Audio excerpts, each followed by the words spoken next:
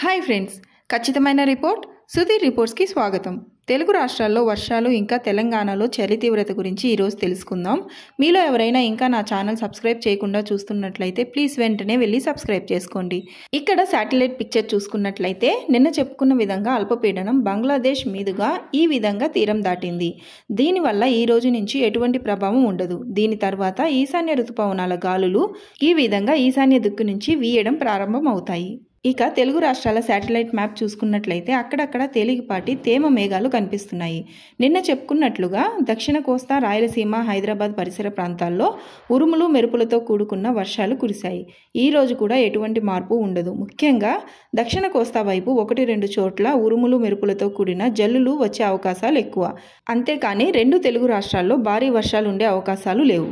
ఇక్కడ temperature map చూసుకున్నట్లయితే రాయలసీమ, కోస్తా ఆంధ్ర ప్రాంతాల్లో అధిక ఉష్ణోగ్రతలు, ఖమ్మం, మనుగూరు, వరంగల్ ప్రాంతాల్లో కోస్తా ఆంధ్ర తరహా ఉష్ణోగ్రతలు నమోదవుతుంది. ఈ అధిక ఉష్ణోగ్రతల వల్ల సముద్రంపై నుంచి వచ్చే గాలులతో కలిసి మధ్యాహ్నం తరువాత ఉరుములు మెరుపులతో కూడిన వర్షాలు కురిసే అవకాశాలు ఎక్కువ.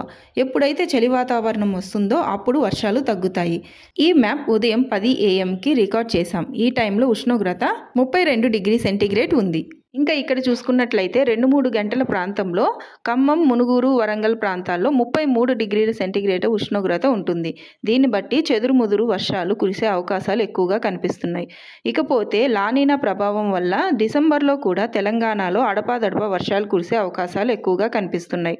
ఇంకా అల్పపీడనం వాయుగుండం ఏర్పడితే అతి భారీ వర్షాలు కూడా నమోదవ్వచ్చు. అలాగే దక్షిణ కోస్తా, రాయలసీమల్లో జనవరిలో కూడా వర్షాలు కురిసే అవకాశాలు ఉన్నాయి. 1-2 ప్రాంతాల్లో భారీ వర్షాలు కూడా ఉండవచ్చు.